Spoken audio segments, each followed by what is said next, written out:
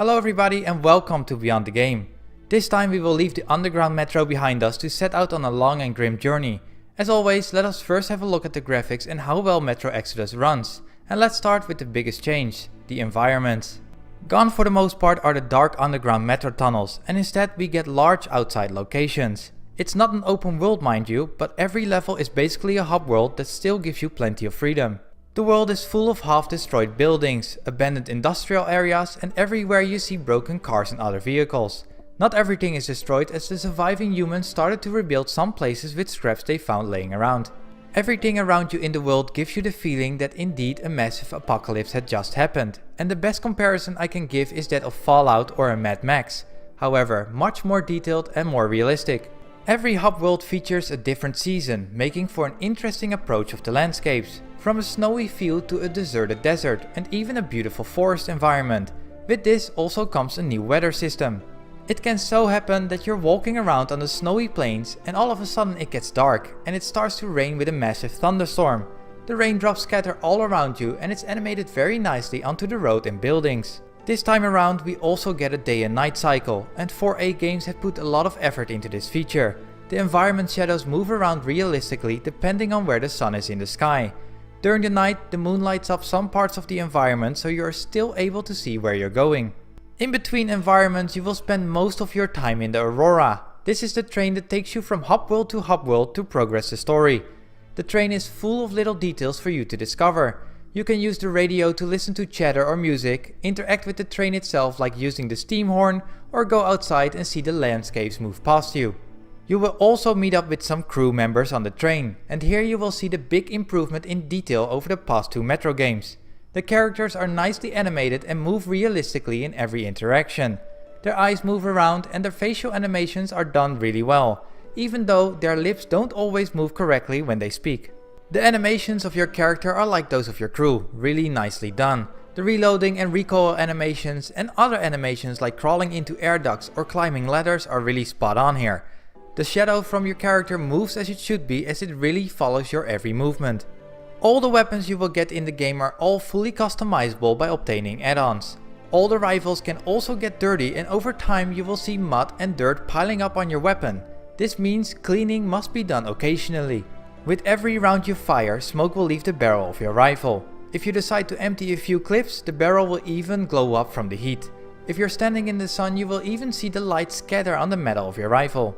However, all this graphical splendor comes at a cost, and that is stability. On the base consoles you can expect frame drops in busy areas. It is not game breaking, but they are noticeable when you go into the low 20s. Metro Exodus also has some bugs going on here and there. I came across a few odd ones, like strange textures not showing correctly, and even at one point a part of the sky was totally missing for a few seconds. However, my console never froze, nor did I had a game breaking bug. Another issue are its loading times. When you start the game, loading times are okay and mostly around the 1 minute mark, until you get to the first open area hub world. Expect to wait 3 minutes or more on the loading screen. If you die or reload a quick save, you have to wait another minute. I will put a link in the description if you want to see a full analysis of how Metro runs on different platforms. The loading times can get you out of the moment, and I do hope they will patch this in the future, if at all possible. And now let's have a quick listen to the sound, voice and music of Metro Exodus.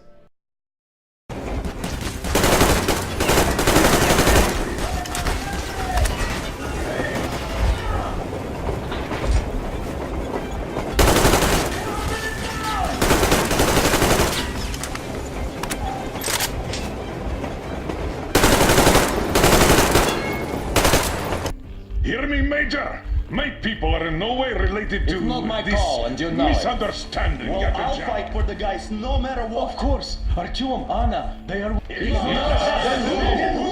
Alright, Spartans, throw these overboard and full steam ahead! Come with me, Artyom. Let's catch some air. The sound design is something that 4A Games really did well here, and let's first start maybe at the lesser point of it all, and that's the voice acting. At times it's near perfection, while at other moments it feels like somebody was just too tired of redoing the same line over and over again. This makes for a little inconsistent performance. However, the characters that do have the most dialogue are luckily the good voice actors. The only thing that does feel forced is the occasional over-the-top Russian accent. The script itself has a decent writing and there's really a lot of dialogue going on in the train sections. It seems that everybody wants to talk to you or get you involved in their conversations. I personally think it's nice to be able to learn a bit more about the people you travel with. When it comes to the music aspect, they did an excellent job as well. Music is placed in most cutscenes to give you a sort of feeling for the story. It consists mostly out of acoustic guitar sounds that fits perfectly with the story itself. There's also a radio you can use on the train for some great Russian music to listen to, or some radio chatter from other people who try to communicate. Of course, when you play a shooter, the weapons need to have that certain kick to them with the sound. Rifles sound heavy and when outside you can even hear your shots echo in the distance.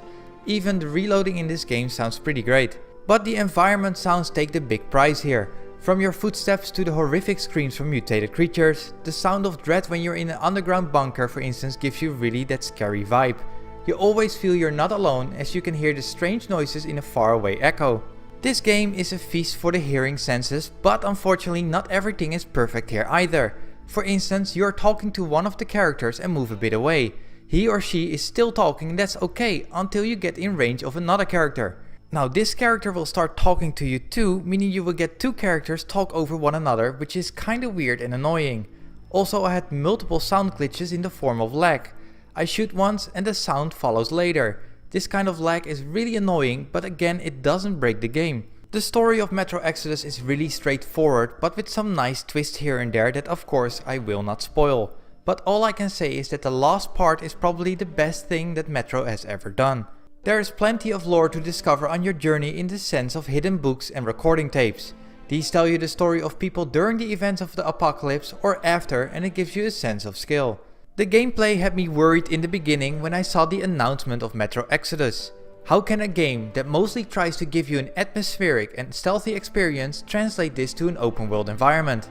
Well, they managed it somehow. The core mechanics are still here, as in that you can always sneak your way around things or go in guns blazing.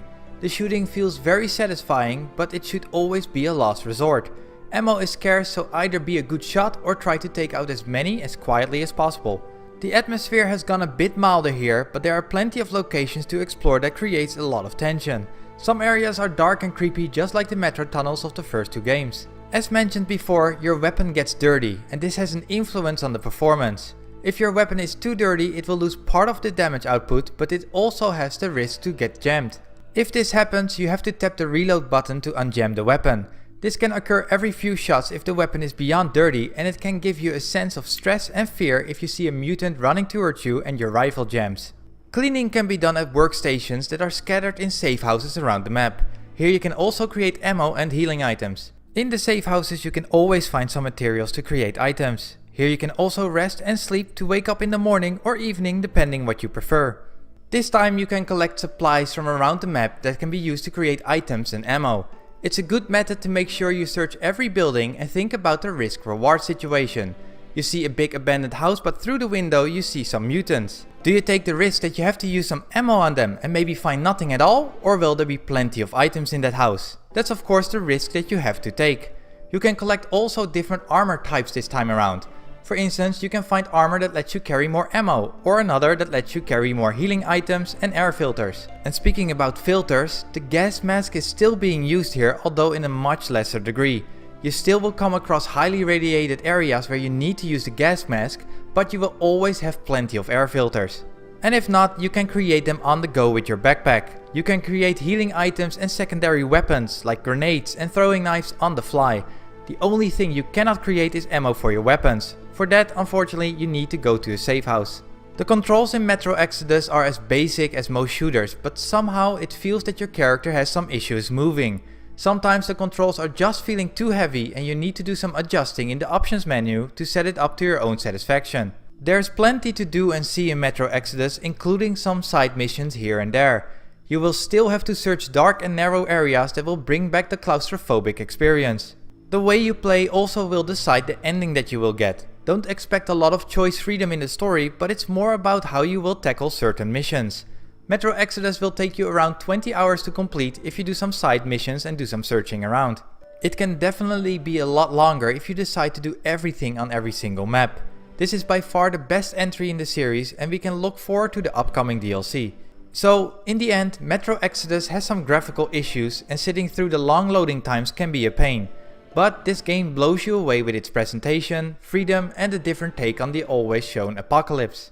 As it stands, this game is definitely worth your time and money, and it should be an instant buy if you like shooters with freedom or if you want a much better Fallout game.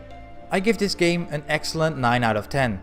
Have you played Metro Exodus yet, and what do you think of it so far? Let me know in the comments below. As always, if you like this video, please hit that like button, and for more videos check out the channel or maybe even subscribe for more content. Thank you very much for watching, and hopefully see you next time.